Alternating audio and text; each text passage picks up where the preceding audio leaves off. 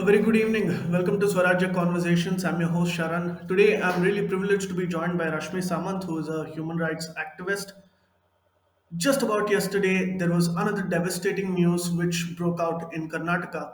As Karnataka is gearing up for elections, suddenly the mood seems that everybody is sympathetic to whatever casualties are done in the name of communal tensions, especially in the Karavali region.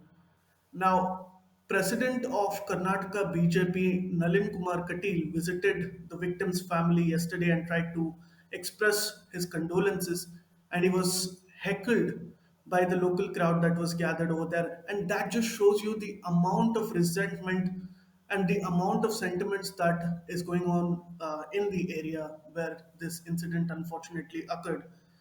Rashmi, first of all, a very warm welcome to you. This is your first time on Swarajya, and you're somebody who's kept your ears to the ground and you're tracking this very up close because it's happening in the region where you're living in. Can you tell us what exactly happened with this case and what's been the update so far?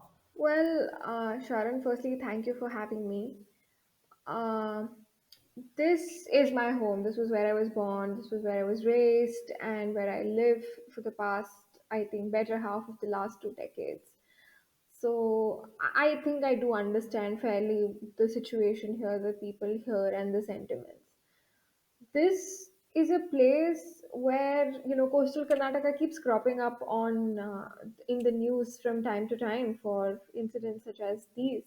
But I'd like to make clear that it is not one of communal tensions, but it's one where people have put up a non-tolerance policy to every kind of extremism. I think that is something that everybody needs to know before people start pointing fingers, because this is where Bhatkal is. Bhatkal is in close proximity to where we live, and that's where Yasin Bhatkal came out of, who founded the Indian Mujahideen. Dakshina Kannada is home to it has more than a fair share of madrasas where children go and get radicalized, unfortunately. So this is this kind of a region, but it's also the kind of region where upstanding citizens have always come out very strongly in opposition to any kinds of radicalization or extremism. So that is the situation, the sort of ground rules that you need to know about this region.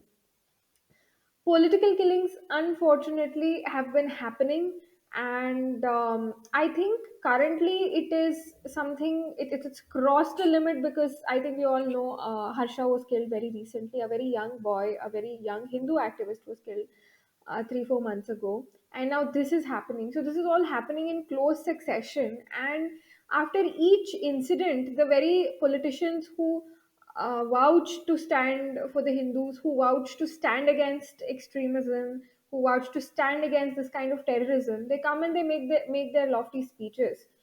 But it's happening again and again. So words are not followed up by action.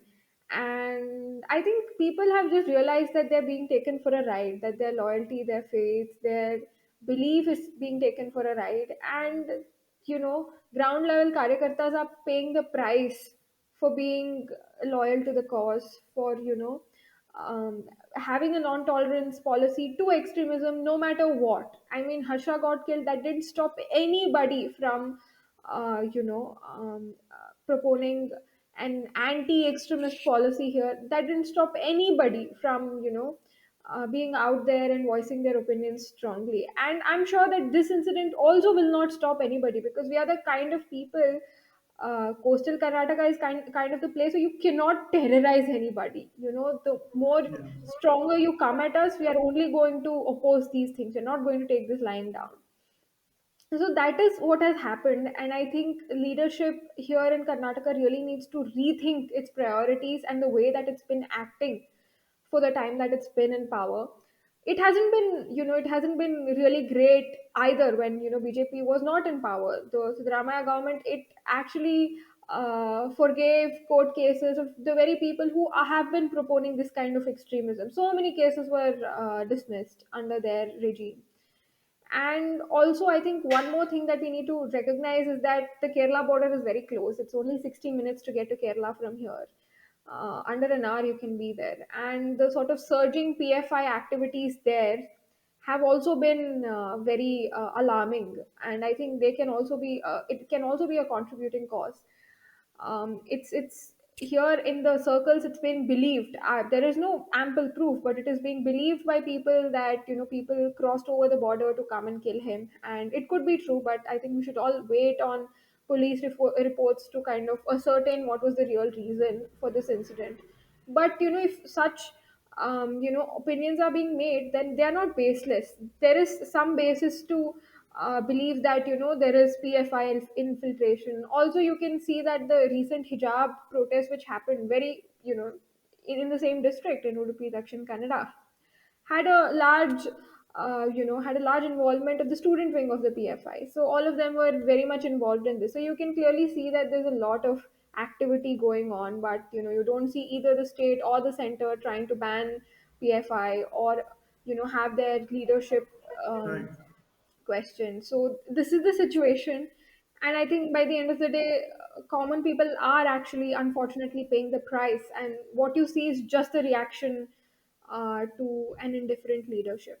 No, in fact, you bring up two, three excellent points, Rashmi, because first of all, this entire coastal region of Karnataka, the so-called Karavali region, is time and again demonized in the media, saying that it's a communal belt and that this is a Hindutva belt, and there's a lot of saffron activism going on around here. But in fact, many people conveniently believe that this was, especially Bhatkal was the place where Indian Mujahideen was born, and there's a lot of radical elements that thrive and survive even today. So when you speak about PFI and SDPI, a lot of these actors who've been time and again caught red-handed for the murder, for the kidnappings, and for many other criminal activities, they just get a pass each and every time because the state government or the central government does not act very decisively against them. But since you've observed many of these actors, perhaps your understanding of many of these groups is much more significant than us. Does this actually end by banning many of these organizations? Where is the solution to end all of this? Well, Sharon, you bring up a very valid point. Banning them won't work because Simi was banned, and 5 years later, the leadership banded together again to found the PFI. So what they do is you shut down their shop. They all they all come together and they set up shop again in a similar fashion, doing similar things, if not worse things. I think they need to be completely disbanded. The entire organization needs to be shut down. Their leadership needs to be arrested so that there is no coming back. And whatever forensic evidence, the financial forensic evidence they find, needs to be taken into strict consideration by the government to make sure that these channels are permanently banned and similar channels can never be opened for them to be funded, because you cut their funding, then they're lame ducks.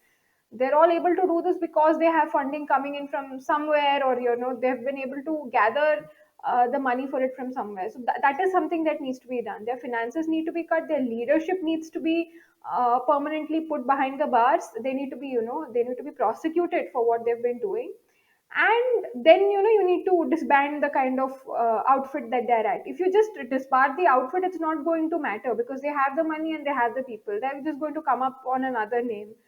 So that is something that needs to be done. And I think even when governments have found the courage to disband outfits, they don't have it in them to go after everybody who's responsible and go to the ends, go to the very roots. So that is one big issue, and that needs to be addressed. Unless and until that is not addressed, this is just going to keep repeating under a different name, under a different outfit, day in and day out.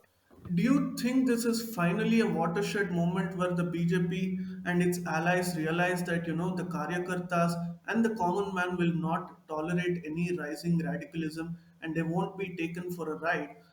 Because you yourself on Twitter, you've put out a list of the recent victims, and the list goes on and on, especially with the Nupur Sharma case, where these people have not expressed any sort of abusive language against other communities, but just for sympathizing with Nupur Sharma and sympathizing with Kanhaiya Lal, these people have been butchered. And including that, thousands of people who may have been killed in other states like Kerala and Bengal, their voices have been completely unheard. And I think what you brought up initially makes a very valid point, because ultimately the leadership has to realize that their karyakartas and the party cadre will actually not tolerate this unless some solid leadership is shown. So in that sense, do you think, or are you hopeful that this can be a watershed moment? Well, I can only hope that this is a watershed moment because, if they don't take this into consideration, then I don't know what is going to happen. I mean, you see that the party leader's car was accosted, but, they didn't harm him in any way. People are still patient, they're still hopeful. It means that, they are mad, they're angry, but they're not, they've not lost it. Anything could have happened. That kind of crowd was something which was beyond a police, was beyond the police control. That man could have been physically harmed, the leader, but he wasn't. That means that the people are still hopeful for change from the very party, from the very people that they've, placed their hopes in. And I hope that the message reaches from just this much. I hope that this doesn't turn violent, because violence is not the answer to any of our problems. And I think we all agree to that. We need to take constructive steps. We need to understand where the problem is and shut that down. But I think increasingly, if this is not taken as a message, and if the leadership is not changed here in the state, then it is just going to snowball into something unfortunate. Because if not now, then I think I'm afraid it will be too late for the party to recover its cadre. And a party is nothing without its cadre and its karyakartas.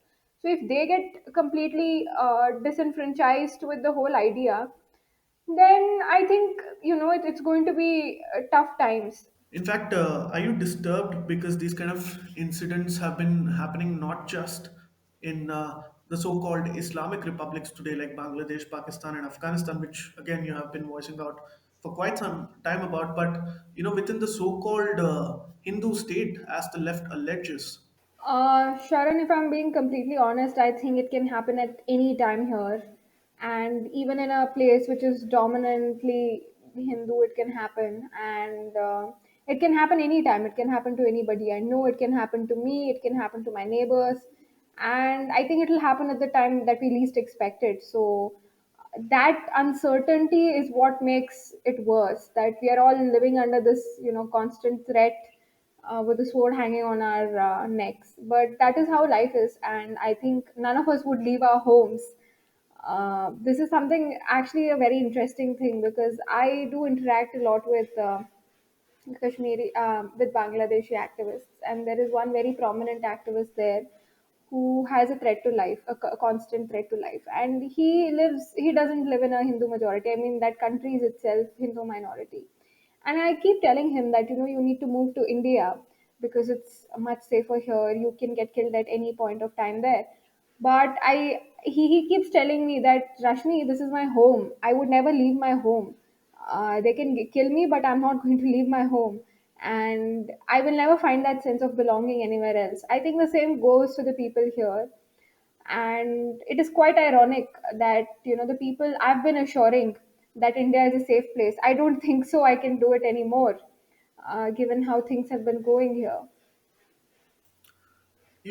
Since you keep interacting with a lot of these people from around the world, and especially your conversations on primetime debates are now intensified in that sense, sometimes I wonder, why do we actually approach many of these issues with a polarization? Because ultimately, it's about humans getting killed because of some identity politics, or because of some issue of radicalism. So why is there two sides of the story even for Kanhaiya Lal? Because ultimately he was killed because of a certain belief that he holds, and that's it. So do you see people openly and shamelessly defending? Because I personally don't watch primetime debates because of the noise factor that's there. But if you could tell us your own personal experience while interacting on many of these platforms, what they were, I think that will provide us with quite an insight.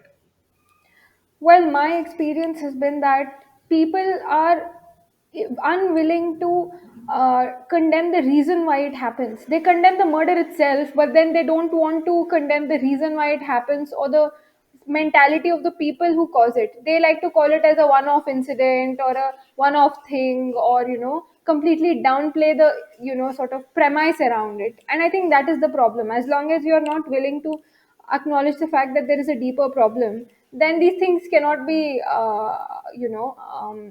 you cannot fight these things off. I mean, when you have a fever, the temperature is just a symptom, right? That is not the problem. Fever is because you've got a viral attack, or there is something that your body is fighting off. So that's why your temperature is up. But if you keep saying that the temperature is up, the temperature is up, and you don't want to really acknowledge why it's up, then you won't be able to cure it off. So I think that is the problem here. People, they just look at the symptoms, and they find politically correct ways of not acknowledging the root cause, because there is some kind of benefit to be had politically or otherwise by furthering the interests of the root cause. So I think that is something that we need to all acknowledge. We need to unite across all fronts, irrespective of political beliefs, irrespective of religion, caste, creed, everything. I think all the sane people who believe that humans deserve the basic dignity to live as per their own terms need to come together and decide once for all that extremism will not be tolerated, irrespective of what community they come from, and that it will be dealt with an iron fist. And all outfits and all organizations which further the cause of violent extremism need to be shut down. So I think if that is done, then I think we'll all go back to being normal, and it will be a very safe society. But unfortunately, I don't see that tendency. People just say, okay, the murder was bad, but they don't want to talk about the reasons why the murder happened, or the mentality of the people behind it. So that is the problem. But if there is one positive thing, according to me, and I may be wrong about this, that's emerging is usually if you look at psephologists and the election pundits analyzing a lot of these post poll outcomes before every state and national election, they make one crucial factor, and they're right to a very certain extent. They say that because you have provided electricity, water, bijli, pani, makda, kapan, uh, I got the pronunciation wrong, but you basically get what I'm trying to say. You basically deliver the goods to the people, and the people actually entrust you and vote you back into power. And the one of the concluding factors in many of these analysis is that Hindutva, or people don't vote for Hindutva so far. But for the first time, according to me, the state government is shaken. Many of the MPs are shaken. The state president had to come running from wherever he was, and even he was heckled over there. That actually represents a rising sentiment that the larger community is tired of radicalism, and this may have an electoral impact in the polls to come. Well, I think all of us want to live a safe life, right? I mean, suraksha is important. I think that is the basic necessity. If you're not alive, then you cannot do anything with free electricity, water, or ration. You literally can't do anything without it. Uh, Being allowed to live peacefully, and that is the basic thing. And to do it at your own terms, in the belief that in the belief system that you're raised in, that is basic. And if you can't do that, I don't think there is anything else that matters. So if that basic sense is missing of security and identity, then I don't see political parties doing much.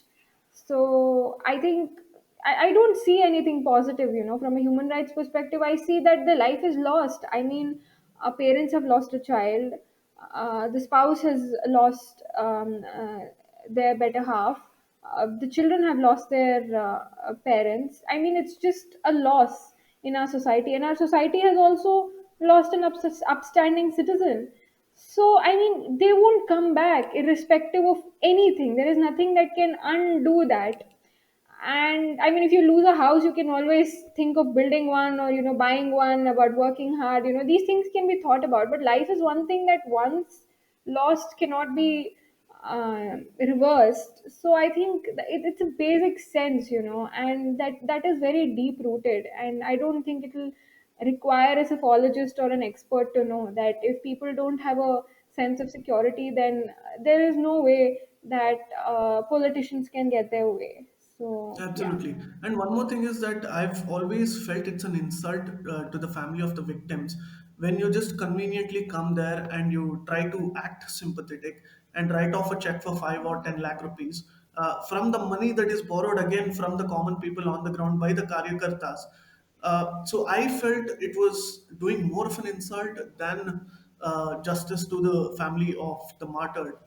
I totally agree. I mean, by the end of the day, the people who are contributing to the crowdsourcing are finally the ones who are out on the street and can be killed again. I'm sure Praveenji must have, donated to the n number of fundraisers that we have done. I too have been donating to a lot of the fundraisers. Tomorrow, if I'm on the line, then there will be one more fundraiser. I mean, what are we doing here? It is. I think it is such a vicious cycle. It is such a vicious cycle, and if you try to introspect it, then there is no meaning in it. People are crowdsourcing for someone within them who, and then you're on the line again. So I don't Yeah. see what the point is, and it And is totally an insult.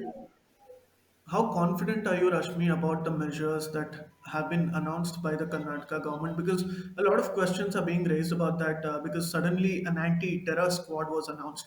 But Udupi already has the SWAT squad, and Garuda is already in place in Mangaluru.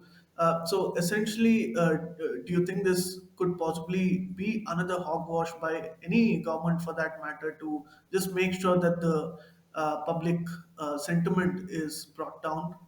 Well, I think it actually sounds like that because we've already got these said squads, and nothing was done by the end of the day. But I mean, you can't lose hope that it won't do anything. But I think it's only time that will tell. If we sit down to discuss another murder, then I think we can say with confidence that leaders have lost it, and we need a new crop of leadership across all parties who genuinely care for the people and not for the seat that they've been elected into. So I think we will be having that conversation down the road if these measures, so-called measures, do not end up safeguarding another karyakarta's life. So I think only time will tell. So Let's hope that day does not come. I mean, in the best interests of everybody in this country. But Rashmi, thank you so much for joining me today. It has been really nice having this conversation with you.